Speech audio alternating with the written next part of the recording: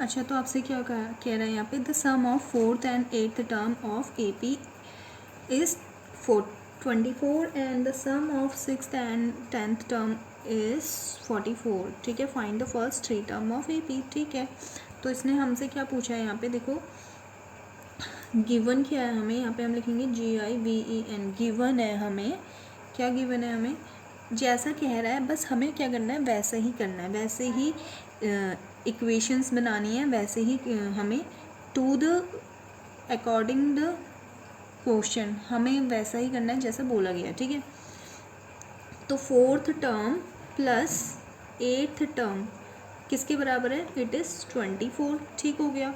And second condition क्या है, it is 6th term plus 10th term.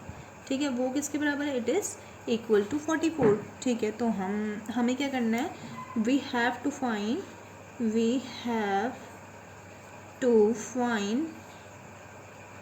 Find first 3 term. It means कि A1 A2 A3 हमें क्या करना है, निकालना है। ठीक हो गया।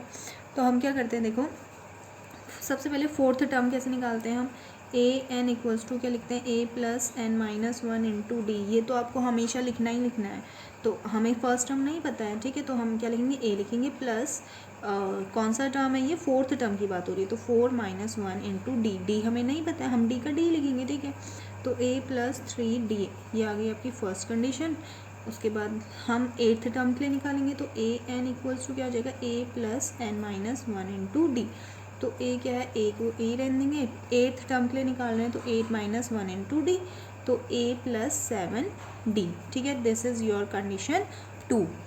तो आपको क्या करना है, आप देखो अभी आपको क्या करना है, a plus 3d 4th term था, है ना, 4th टर्म था प्लस 6th टर्म, इन दोनों को ऐड करके किसके बराबर था, 24 के बराबर था। तो मैंने ऐड कर दिया, it is a plus a it is 2a plus 7 plus 3d it is 10d equals to 24। यहाँ से एक थर्ड कंडीशन आती है, और वैसे ही फोर्थ कंडीशन कहाँ से आएगी, 6th और 10th के टर्म्स को प्लस करके। ठीक है, तो अब फिर से हम यहाँ पे देख लेते हैं।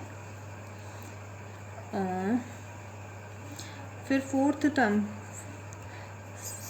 6th टर्म के लिए निकालते हैं, तो 6th टर्म के लिए 6 plus 10th term equals to कितना था आपके पास, 44 था। तो 6th टर्म क्या है आपके पास, बताइए, a n equals to a plus N minus 1 into D. तो a हमें नहीं पता है, प्लस 6 कौन से टर्म की बात कर रहे हैं हम, 6th टर्म की बात कर रहे हैं, तो 6 माइनस 1 इंटू डी। ठीक है, तो a plus it is 5d।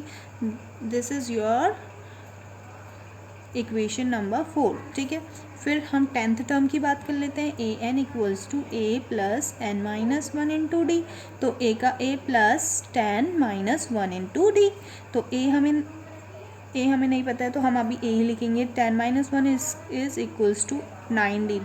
This is your equation number 5। ठीक है, तो आपके पास देखो, इधर देख रहे हो ना कि आपके पास क्या है, एक इक्वेशन, एक सॉलिड इक्वेशन आपको यहाँ से मिला है, और एक जो सॉलिड इक्वेशन मिलेगा वो यहाँ से मिलेगा। तो हमें टू द क्वेश्चन करना है, बिल्कुल एकदम अकॉर्डिंग टू क्वेश्चन, जैसा कहा गया हम वैसा ही कर रहे हैं। देख लो, तो हम 6th और 10th टर्म को भी ऐड कर देते हैं। ठीक है, तो a plus 5d plus a plus 9d equals to it is equal to 44। तो a plus a it is 2a plus से 9 plus 5 it is equals to 14d equals to 44। ठीक है, that is your condition number 6th। तो then we have to add third equation plus 6th equation.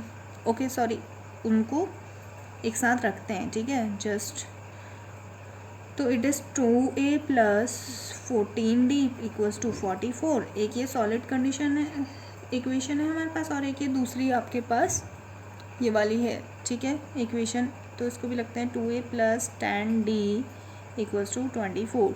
ठीक है, तो फिर यहाँ पे हम क्या करते हैं, देखो माइनस कर दो, माइनस माइनस और ये माइनस हो गया। ठीक है, तो माइनस से माइनस कट गया, और 14 minus 10d it is equals to 4d equals to 44 minus 24 it is 4 में से 4 गया 0, 4 में से 2 गया 2, तो d equals to it is 20/4 it is equals to 5, तो d इक्वल्स टू क्या आ गया आपके पास 5 आ गया, ठीक है। तो अब d इक्वल्स टू आपके पास 5 आ गया, तो आप क्या करोगे, मैं यहीं पे बता देती हूँ आपको क्या करना है। देखो आपको ये d की वैल्यू कहाँ उठा के रखनी है, आप एक काम करिए, d की वैल्यू आप इस इक्वेशन में रख दीजिए 2a + 10d, ठीक है। 2a प्लस इक्वेशन नंबर 3 में रख दीजिए 2a + 10d इक्वल्स टू 24, ठीक है।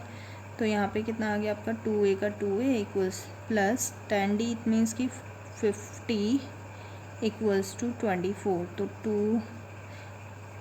2a इक्वल्स टू आ गया आपके पास 24 minus 50 it is 2a equals to it is 26 minus 26, तो a इक्वल्स टू आ गया -26/2, कट के आ गया आपके पास -13, ठीक है। तो a इक्वल्स टू कितना आ गया आपके पास -13, फर्स्ट टर्म आपके पास क्या आ गया -13। आपको d भी पता है, d है आपका क्या, d इक्वल्स टू 5 है, तो अब आप a p बना सकते हैं। a p क्या आ जाएगी आपकी, फर्स्ट टर्म 13 है, उसमें +5 जोड़ दो, 13 + 5 इट इज़ इक्वल्स टू -8, ठीक है। फिर -8 में 5 जोड़ दो, तो इट इज़ इक्वल्स टू -3। अब हम तो ये ए पी के 3 फर्स्ट टर्म क्या हो गए, हमें मिल गए। Is it very easy.